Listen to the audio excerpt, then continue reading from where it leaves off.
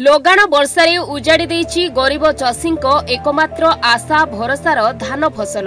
एवं चिंतार चाषी मालकानगिरी जिले में गत 4 रु 5 दिन क्रमागत भाव बंगोपसागर सृष्टि होता लघुचाप जनित वर्षारे मालकानगिरी जिलार विभिन्न स्थान में बन्या परिस्थिति उपजुवा बेले नदी नाल ब्रिज बुड़ी जाई साधारण लोक यातायात रे विभिन्न असुविधार सम्मुखीन होबाकू पड़िछि। सेतिमध्यरु चाषींक जमीरु प्रभावित बन्या पानी समस्या वर्तमान चिंतार विषय पालटिछि।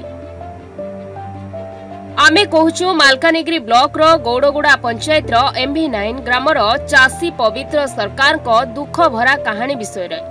प्रकृति चाषी पवित्र सरकार को हृदय रे एपरी आघात देछि जे 10 दिन पूर्वे निजर 5 एकर जमी रे धान चाष संपूर्ण करिता बेले आज निज जमी रे जाई देखिला बेलकु निज जमी पासरु जाइतिबा केनाल भांगी निज चाष जमी रे नदी परी पानी प्रभावित हेउछि। ता सहित चाष करितिबा जमी रे बाली माटी रे संपूर्ण पति होई जाइछि। यहा देखि दुखरे भांगी पड़िछि पवित्र सरकार।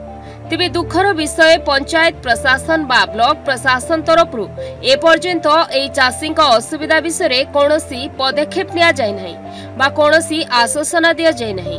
एहाकु नै चिंतारे चाषी पवित्र सरकार। तेबे जिला प्रशासन को पाखरे सहाय्य पई गुहारी करिसंती पवित्र सरकार।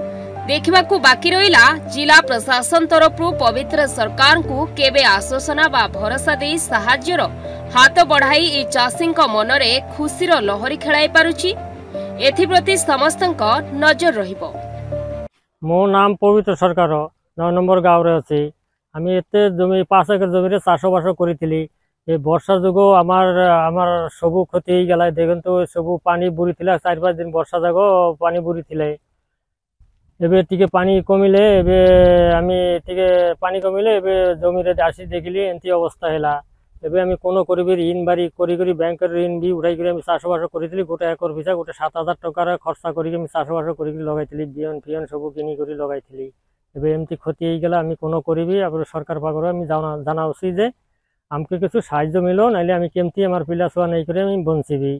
5 एकर जमी करिथिली। 5 एकर जमी रे एंती आगा अवस्था हैला। सब तो आमार गाड़ी बाड़ी दे करी सब चाषबास ऋण बाटे करी करी आमी करिथिली। पानी भर्ती होई दिला। 4-5 दिन पानी भर्ती होइतिला। तो आज सकाळ आसी देखली जे पानी टिके उना हैला। एबे नालो फालो हेई गेला। नंदी बारा हेई गेला। जमी भितरे सब धान बन सब बाली रे साबा भरी गेला। सब बुरी गेला।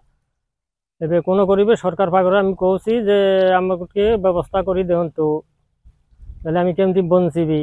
आमार पिला सुआ नै करी एते ऋण बाटी आमी केमती सुझिबी सेतकियागा आमी कयबार कथा। मालकानगिरी कल्याण राय को रिपोर्ट न्यूज 8 ओडिया।